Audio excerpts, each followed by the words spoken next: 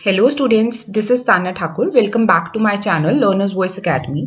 सो आज का हमारा टॉपिक है that is types of selling. So selling सबको पता होगा क्या होती है। आज हम उसकी टाइप्स ऑफ सेलिंग करेंगे। काफी इंटरेस्टिंग एंड इंपॉर्टेंट टॉपिक है गाइस। सो प्लीज वीडियो को लास्ट तक देखना। एंड गाइस, जिन लोगों ने अभी तक मेरे चैनल को सब्सक्राइब नहीं किया है, सो प्लीज मेरे चैनल को सब्सक्राइब कर लीजिए। एंड आप लोग मुझे इंस्टाग्राम पे भी फॉलो कर सकते हैं, मैं लिंक डिस्क्रिप्शन बॉक्स में दे दूंगी। चलिए स्टार्ट करते हैं। टाइप्स ऑफ सेलिंग 3 टाइप्स की है। First is transactional selling, then relationship selling, then आता है वैल्यू एडेड सेलिंग। सो इसको नेक्स्ट स्लाइड में हम करेंगे। First is transactional selling. So transactional selling basically क्या है? It is a simple short term sale in which the customers already know what he needs, so they need to have little product knowledge on the sell side. Basically क्या है, ये simple and short term sale होती है जिसके अंदर customer को already पता होता है कि उसे क्या चाहिए। सो उसे प्रोडक्ट की ज्यादा नॉलेज की जरूरत नहीं होती, ठीक है। एंड इसको बेसिकली वन टाइम एक्सचेंज भी बोला जाता है। सो इसके अंदर वन टाइम एक्सचेंज होती है कि जो भी मोस्टली जो लोग हैं वो आकर उसको बजट परचेज कर रहे हैं, कस्टमर को पता है कि उसे क्या लेना है।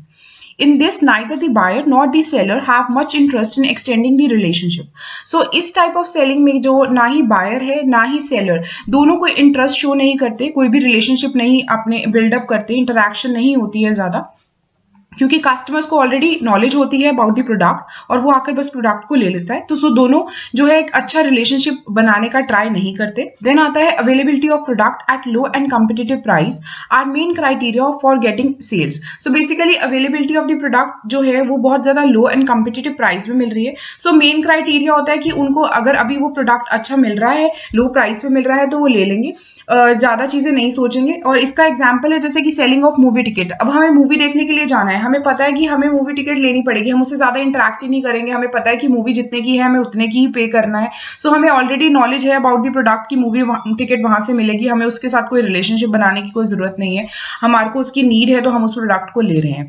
या फिर फार्मास्यूटिकल प्रोडक्ट जैसे कि मेडिसिन हो गया। सो हमें जाकर हमें प्रोडक्ट के बारे में पता होता है, हम जाके प्रोडक्ट को लेकर लेते हैं, बाय कर लेते हैं। सो जैसे कि जो सेलर होता है वो क्या करता है, वो बोलता है कि हाँ लेना है तो लो, नहीं लेना तो ना लो। So that is the transactional selling, जिसमें कि वन टाइम एक्सचेंज होता है, कोई रिलेशनशिप बिल्डअप नहीं होता है। नेक्स्ट आता है हमारे पास relationship selling. It refers to the sales technique that focus on the interaction between the buyers and the sales person rather than the price और detail of the product. So नाम से हमें क्लियर हो रहा है रिलेशनशिप। सो बेसिकली एक sales की technique है जिसपे फोकस किया जाता है कि interaction between the buyer and the sales person कैसी है, रेदर देन दी उनकी प्राइस और डिटेल्स ऑफ द प्रोडक्ट। क्योंकि अगर रिलेशनशिप अच्छा होगा तो हमें पता है कि मेन ऑब्जेक्टिव क्या होता है सेलर का, कि वो उसके प्रेफर्ड सप्लायर बन जाए, ठीक है, उसका प्रेफर्ड सप्लायर, कि हाँ जब भी हमें सामान की जरूरत पड़े तो उन्हीं से पड़े। सो अगर हमारी इंटरैक्शन और रिलेशनशिप अच्छा होगा तो हम क्या है कि हम उसी दैट पर्टिकुलर पर्सन के पास ही प्रोडक्ट को लेने के लिए जाएंगे।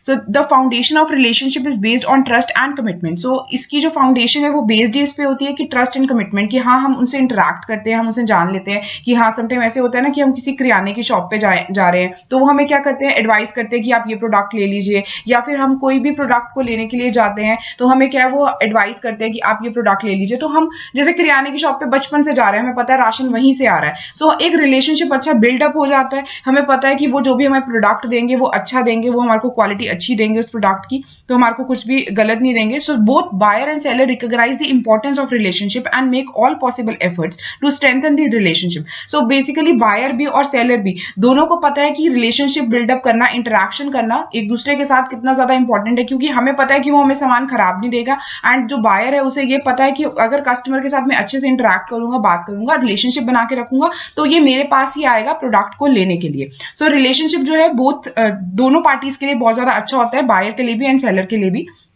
सो वो दोनों ही एफर्ट डालते हैं कि वो स्ट्रेंथन कर सके अपने रिलेशनशिप को।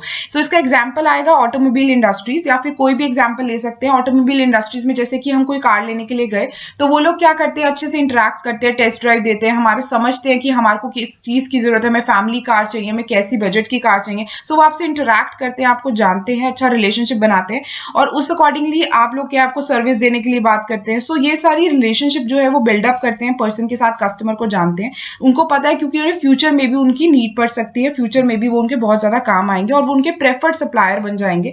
ऐसा हमारे बहुत सारे केसेस में होता है कि हम बोलते हैं कि हाँ पर्टिकुलर पर्सन से ही जाके सामान लेके आना है या उसी से हमने प्लम्बर का काम कराना है घर पे, तो ये एक पर्टिकुलर रिलेशनशिप और इंटरेक्शन बन जाती है between the buyer and the sales person.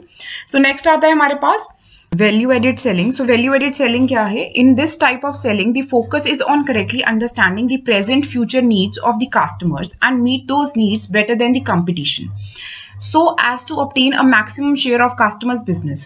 So basically value added नाम से क्लियर है, वैल्यू ऐड करना मीन्स ये वो सेलिंग है जिसपे फोकस किया जाता है कि करेक्टली जो भी प्रेजेंट फ्यूचर नीड्स है हमारे कस्टमर की, जो हमारे कस्टमर की जरूरत है उसको समझा जाए एंड हमारे जो प्रोडक्ट है उसको कुछ बेटर करके हमारे कंपटीटर से बेचा जाए और दिया जाए, सो दैट कि हम जो है वो मैक्सिमम प्रॉफिट जो है वो अर्न कर सके. So it means when a seller provides a product और services that is homogeneous in nature to customers that can be used in multiple ways along with a feature or add-on that gives it a greater sense of value.